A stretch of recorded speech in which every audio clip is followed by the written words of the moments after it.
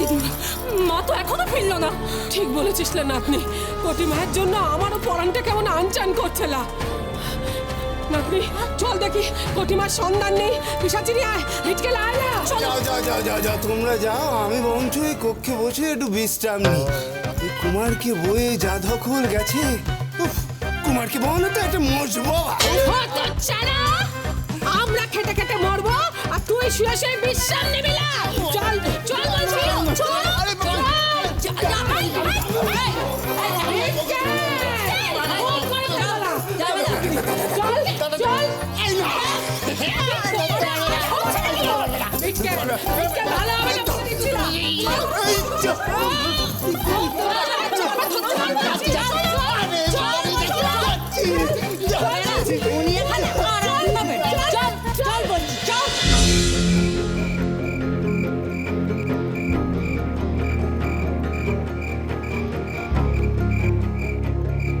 অন্ধকার রে বাবা, কিছু দেখতে পাচ্ছি না। এই কোন পথে এলাম রে কিরণ?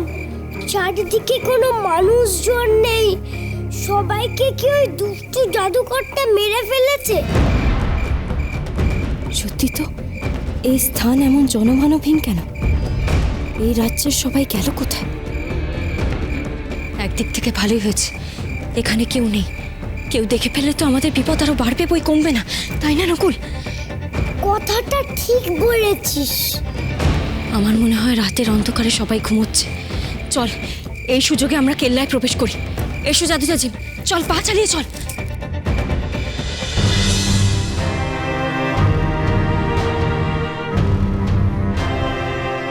কিরণমালার কথা শুনে আসছে কি কিছু মনে?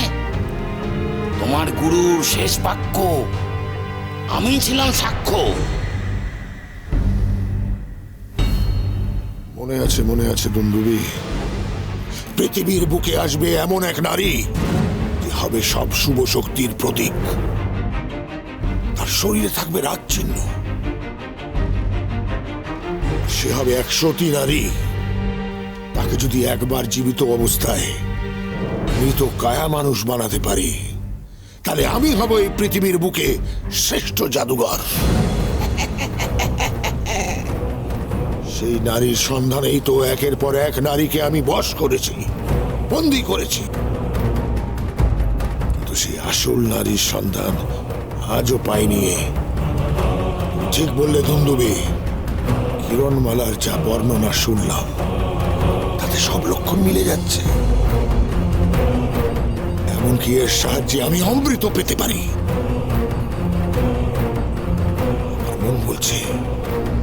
মন বলছে এই আমার কাঙ্ক্ষিত নারী। সাবধান দুন্দুবি, কোটি যেন এই কথা টের না পায়। না না না না না, কিছুই সে জানবে না। চলো ফেরা যাক দুন্দুবি, তাহলে এবার যে কটকুটির সন্দেহ হবে।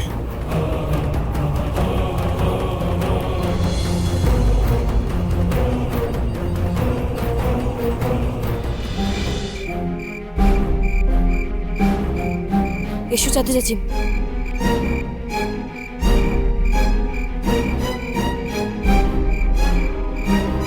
ওই দেখো, তোমরা একটা আলো দেখতে পাচ্ছ? তাই তো দেখছি। ও কিসের আলো? আমার মনে হয় ওখানে কোনো গ্রাম আছে, তারা হয়তো আমাদের সাহায্য করতে পারে। যদি সাহায্য না করে ধরিয়ে দেয়? সেই সম্ভাবনা যে একেবারে নেই তা নয়, কিন্তু এখানে দাঁড়িয়ে সময় নষ্ট করলে চলবে না। একবার গিয়ে দেখতে হবে তারা আমাদের বন্ধু না শত্রু। তীরচক্র পুষ্প তো ওইদিকেই নির্দেশ করছে, ওইদিকেই আছে সেই গ্রাম আর কেল্লাও। তোমাদের যদি ভয় করে তোমরা এখানেই থাকো, আমি একাই যাচ্ছি। মোটেই আমি ভয় পাইনি। আমিও না। নকুল কাউকে ভয় পায় না। চল কিরণ, ওই গ্রামে চল। এসো জাদু জাজিম। তাড়াতাড়ি এসো না।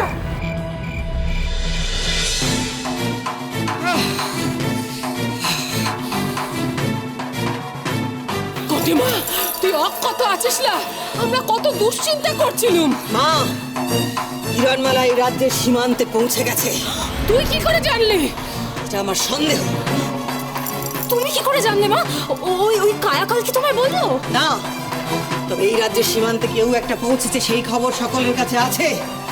আমি কায়াকাল, ওর আসল উদ্দেশ্যটা ঠিক কি সেটাও আমি ভালো করে বুঝতে পারছি না। আমার মনে হচ্ছে এখনই গিয়ে কিরণমালাকে আমি শেষ করে দিই। শান্ত হও কটকটি, শান্ত হও। আমার পেয়াদারা এক্ষুনি চলে আসবে।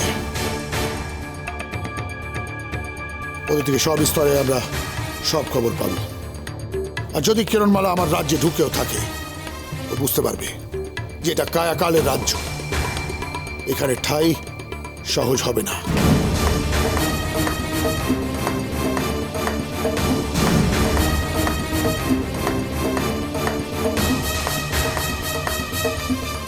বলো, বলো কি সংবাদ? সীমান্তে কেউ নেই প্রভু, সব শুনছান। মিথ্যে ভয় পাচ্ছিলে তুমি কটকটি। এত সহজে কিরণমালা আমার রাজ্যে পৌঁছতে পারবে না। আমার রাজ্যে পৌঁছানো এতটা সহজ না। অসম্ভব, এ হতেই পারে না। আমি তোমাকে বলছি, শোনো কায়াকাল, তোমার পেয়াদাদের চোখে ধুলো দিয়েছে কিরণমালা।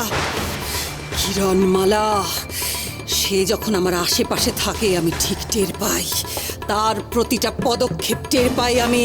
কিরণমালার গন্ধ পাই, আমার শরীরের রক্ত চঞ্চল হয়ে ওঠে। আমি নিশ্চিত কিরণমালা তোমার রাজ্যের সীমান্তে এসে প্রবেশ করেছে কায়াকাল। তোমার দুন্দুভি সে তো বলেছিল কেউ একজন সীমান্তে পৌঁছেছে। কোথায় গেল সে? তাকে কেন খুঁজে পেল না কেউ? আমি বলছি, শোনো কায়াকাল, তোমার পেয়াদাদের চোখে ধুলো দিয়ে তাদের বোকা বানিয়েছে কিরণমালা। কিরণমালা যদি আমার রাজ্যের সীমান্তে এসেও থাকে, তোমার কথা যদি সত্যি হয়ে থাকে, তাহলে তোমার কোনো চিন্তা নেই কটকটি। কিরণমালার পায়ে আমি শেকল পরাবই। শোনো কায়াকাল, তুমি যদি আমার শয়তান আয়নাকে অকেজো না করে দিতে, তাহলে এতক্ষণে আমি তোমাকে বলে দিতাম তোমার রাজ্যের ঠিক কোন স্থানে কিরণমালা এসে পৌঁছেছে। তোমার অকেজো দূরবীন আর অপদার্থ পেয়াদারা যা করতে পারেনি, সে কাজ আমি তোমাকে করে দেখাতাম। আমার শয়তান আয়না ঠিক আমাকে দেখিয়ে দিত। হাহ, কিরণমালাকে ধরতে পারলো না, তার পায়ে নাকি শিকল বাঁধবে কোনো ক্ষমতাই নেই তোমার। কটকটি!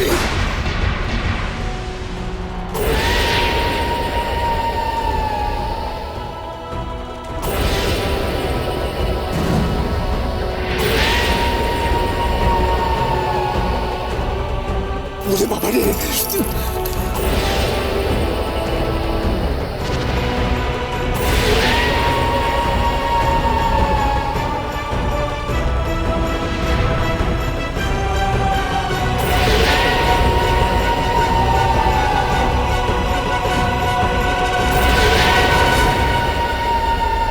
এই রে, ভুল করে ফেললাম। কায়াকালকে এতটা ক্ষিপ্ত করে তোলা ঠিক হলো না। ওর আশ্রয় তো এখন থাকতে হবে আমাকেও। কায়াকাল, আমাকে ভুল বুঝো না তুমি। আমি যে এত রাগ করছি কার জন্য? শুধুমাত্র তোমার জন্য। হ্যাঁ, তুমি ভেবে দেখো, আজ যদি কিরণমালা কুমারকে নিয়ে পালিয়ে যায়, তাহলে আমি যে তোমাকে কথা দিয়েছি অমৃতের অর্ধেক ভাগ দেব, তা আমি দেব কি করে বলো? তুমি বলে দাও। অনেক কথা বলছো কটকটি।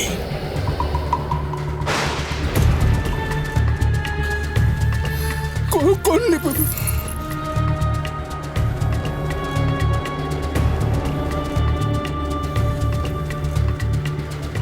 কটিমা যে কথাই বলতে পারছেন এলা।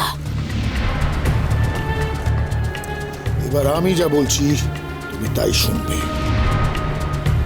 তোমার ওই কিরণমালা যতই বুদ্ধি ধরুক, যতই আমার পেয়াদাদের চোখে ফাঁকি দিক, আমার রাজ্যে প্রবেশের পথে অনেক মরণ পাতা আছে। কিরণমালা সে ফাঁদে ধরা দেবেই।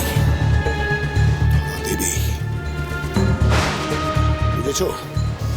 তোমার আমি সব কথা মানবো কায়াকাল।